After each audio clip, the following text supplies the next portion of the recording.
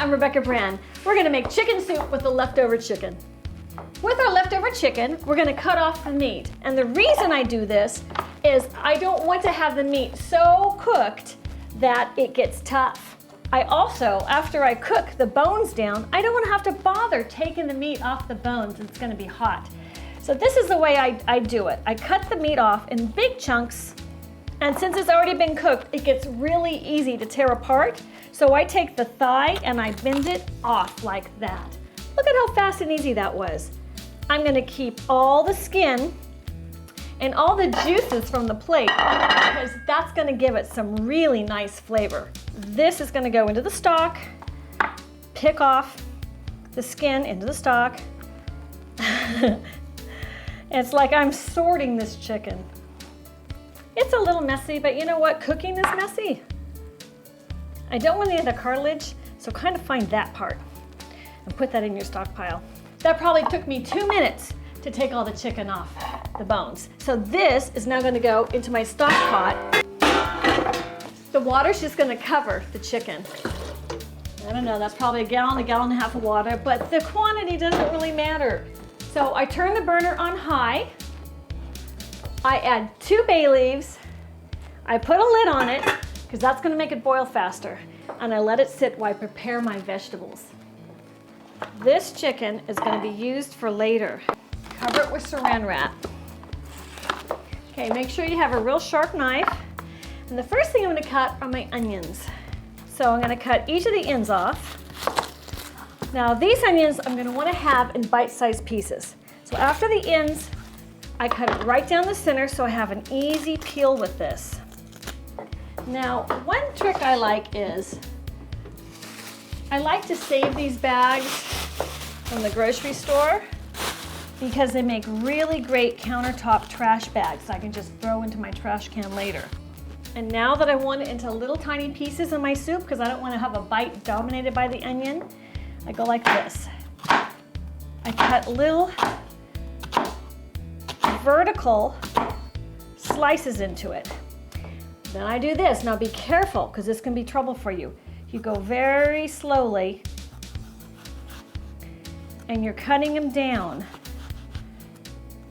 the opposite way so that when you go one more cut this way, they're like perfect little diced pieces. Now that makes it the fastest way to cut an onion into diced pieces. Isn't that great? Now I'm going to keep my vegetables in a bowl until I'm ready to cook them, because then I can just throw them in all at once. So here's my onions. For this recipe, I'm going to use 2 onions for 1 big pot chicken soup. Okay, now I'm going to clean my carrots.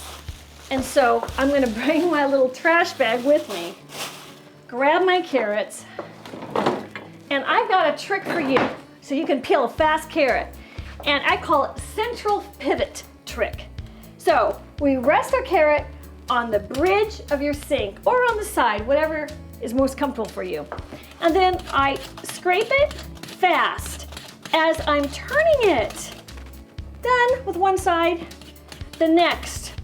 Turn it all the way in a circle. This carrot is now peeled. Wasn't that fast?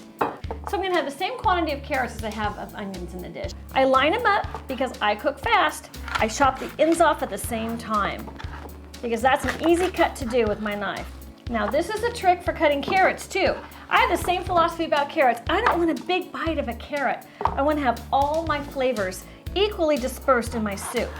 So I cut my carrots once in half and then once lengthwise. There. Now I chop. Now it's like this. I cut the whole thing of celery like that. And now look at, those are pieces about as small as my onion. It's boiling now. Just kind of cook for an hour. Sometimes if I'm really busy or have to do an errand, I'll turn it down on like low. And then I'll take off for a couple hours and go do my stuff and come back to it. My chicken stock has now been boiling for an hour with the bones. So now what I'm going to do is get the bones out of there so I have just the remaining liquid with nothing in it. It has released its flavor, and so I take it out. So when you have a high degree of confidence, oh, here's Mr. Bay Leaf, that you've gotten it all out, then you stop your straining. I don't mind if there's a little piece of skin or something in there, but I sure don't want a bone. Yeah, it looks good. Now it's time to put our vegetables in.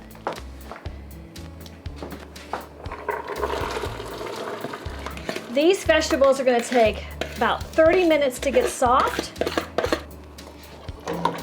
I'd like to add my salt now as well. So 2 tablespoons salt. 1. Ooh, maybe a little more than 2. That's okay. These 3 vegetables are my standard for chicken soup. Now maybe you'd like to add some squash or some bell pepper or broccoli or other vegetables. Have at it. It will just make a more luscious vegetable chicken soup. So now we're going to add the noodles. So this is what I like. I like the fine noodles. They take about 8 minutes to cook. But you can add anything. You can even break up spaghetti and throw it in. Whatever you have on hand is fine. So there we go. That's going to cook now for about 8 minutes. One method that you saw with the vegetables, and I also do with the chicken, is I cut vertical strips, long ones.